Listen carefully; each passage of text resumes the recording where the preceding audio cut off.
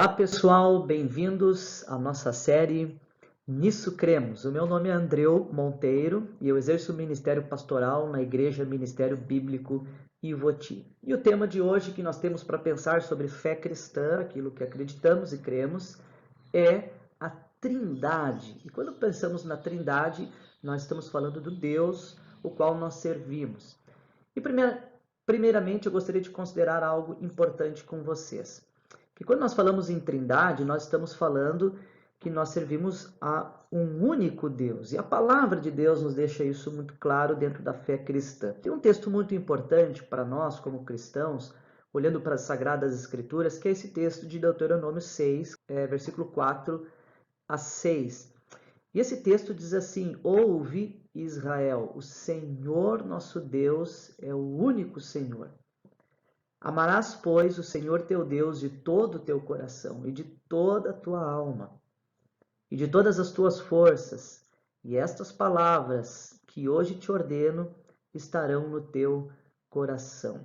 Este texto de Deuteronômio é um texto chave e primordial para a fé dos israelitas, porque isso era chamado para eles como o Shema. Está na tela, é uma expressão em hebraico. Shema era ouve, aquilo que eles deveriam realmente dar ouvidos, que era central, que era visceral na fé deles. E algo contido aí nesse Shema é que Deus é o único Senhor. Isso implica uma fé monoteísta. Então, os israelitas sempre tiveram uma fé monoteísta, acreditaram e adoraram a um único Deus. Mas esse Deus que se revelou na pessoa do Filho, do Messias, Cristo Jesus, e também através do Espírito Santo, do seu próprio Espírito. E para nós entendermos um pouco melhor, vamos discorrer algumas questões que são importantes para nós aqui. Uma questão também importante que precisamos entender é que esse termo, irmãos, Trindade, não é uma expressão, um termo bíblico, ou seja, essa palavra Trindade, ela não se encontra nos registros bíblicos. Mas o que nós podemos ver então? É uma palavra que foi cunhada na história da igreja, porque não tem a palavra na Bíblia, mas o conceito tem. E o primeiro que utilizou essa palavra Trindade, e essa palavra Trindade foi utilizada pela primeira vez por Tertuliano, no final do segundo século. Né? Tertuliano foi o primeiro que utilizou essa ideia de um Deus trino.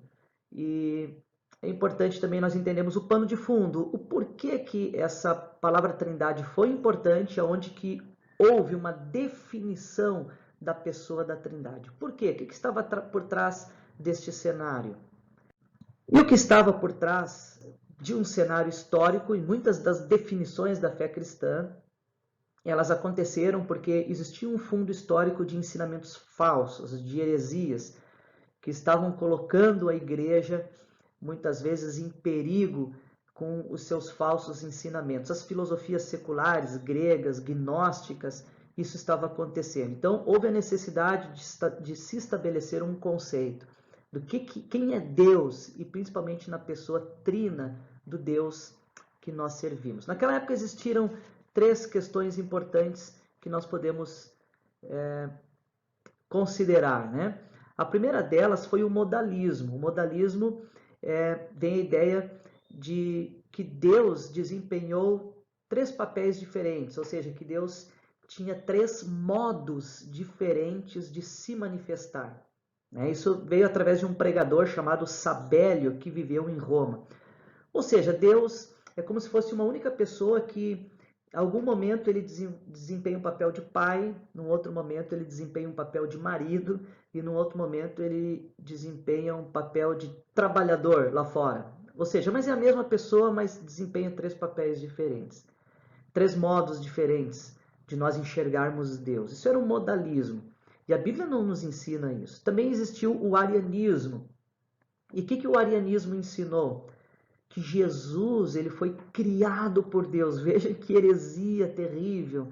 Isso foi dito através de um bispo de Alexandria chamado Ário. Por isso leva-se esse nome arianismo, essa teoria que foi muito disseminada e muito aceita nos primeiros séculos, ali entre os primeiros cristãos, que Cristo ele foi criado por Deus. Então, Cristo não seria parte da Trindade, também não seria divino, o que seria uma grande heresia.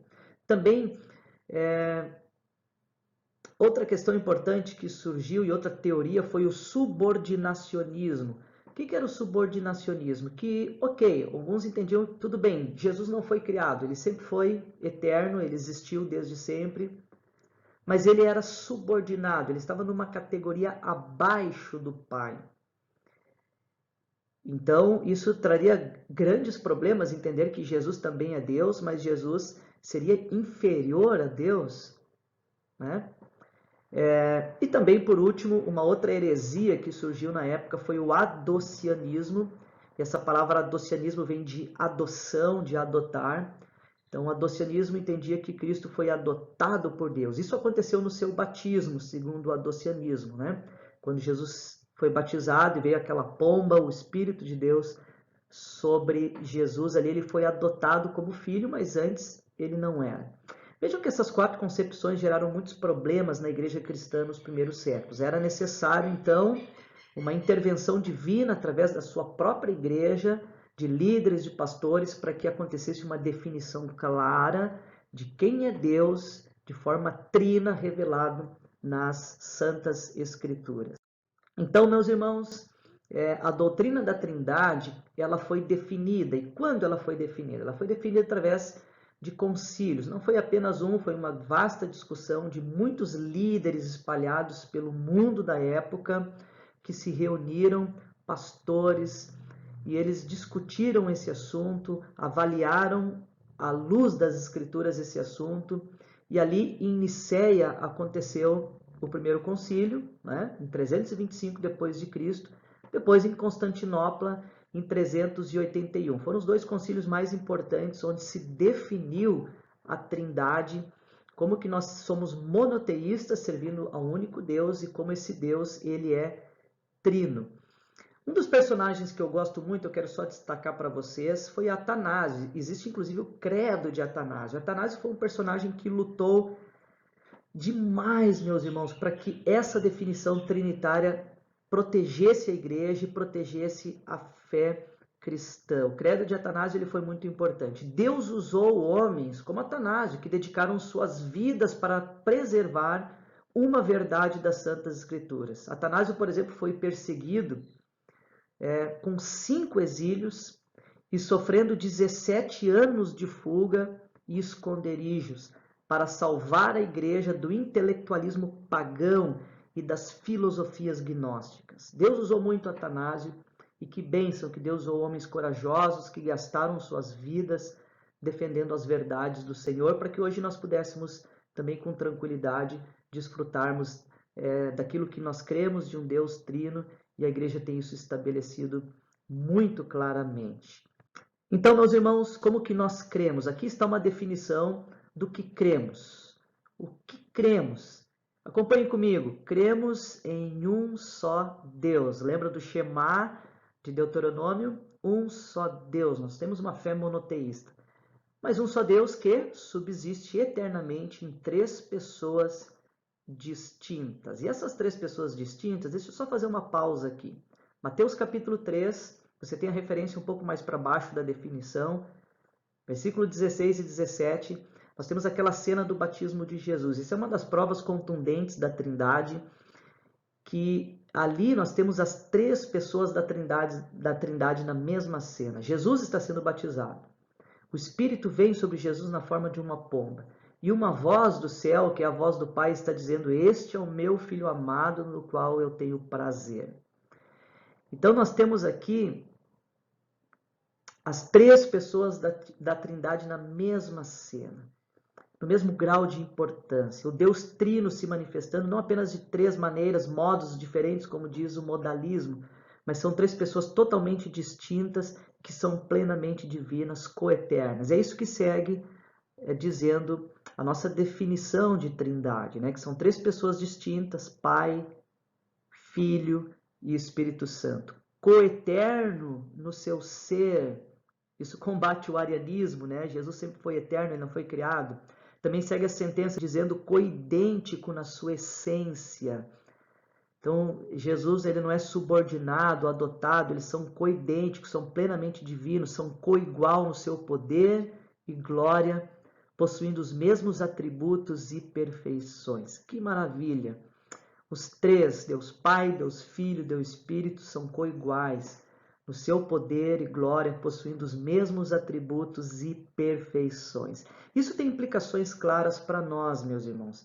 E eu gostaria de destacar 3 implicações aqui em relação a essa definição de trindade, nós entendemos bem esse conceito.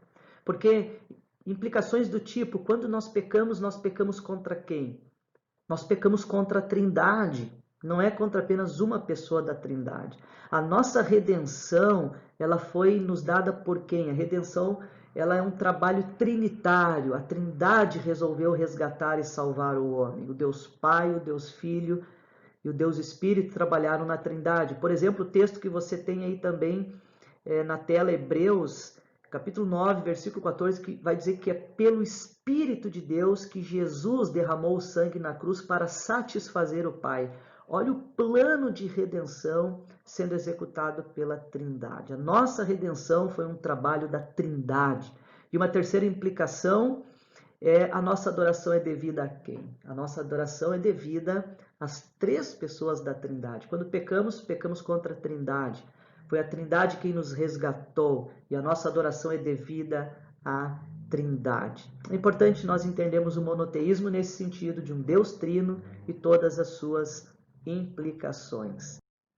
Resumindo então, irmãos, a doutrina da Trindade, ela tem 3 características básicas, que são: Deus é 3 pessoas, cada pessoa é plenamente Deus e há um só Deus. E assim nós podemos resumir e definir muito bem a nossa fé e aquilo que cremos a respeito da Trindade. Agora, meus irmãos, nós podemos desfrutar de uma relação com essa Trindade. O que eu falei até aqui, o que eu expliquei, o que a Bíblia nos diz e o que nós podemos ver nas sentenças de confissão de fé e de concílios da história da igreja não é apenas uma questão de ideias, mas é uma questão de relacionamento com esse Deus. E eu gosto muito do texto de Gálatas, em que o apóstolo Paulo vai dizer o seguinte: Deus enviou o Espírito do seu Filho ao coração de vocês. Olha que lindo isso, né? Aqui é a Trindade atuando no relacionamento conosco. Não só numa questão de ideias, de quem é a Trindade no mundo, na questão intelectual ou no plano de redenção, mas agora é a Trindade atuando em um relacionamento conosco. Nós temos o privilégio de podermos não apenas entender a Trindade, mas temos o privilégio de nos relacionarmos com Deus Trino, porque Deus é quem enviou o Espírito do seu Filho, Jesus Cristo, olha a Trindade, ao nosso coração.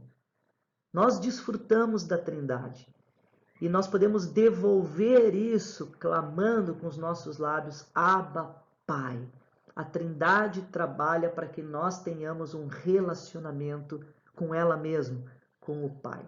Que bênção! Que Deus nos ajude, irmãos, a termos isso muito forte no nosso coração e na nossa mente e termos essa definição clara do Deus que nós servimos, que é um Deus trino, que nos amou, um Deus trino que trabalhou para nos salvar, e a esse Deus trino é devida toda a adoração, e nós temos a oportunidade, o privilégio de nos relacionarmos com esse Deus trino.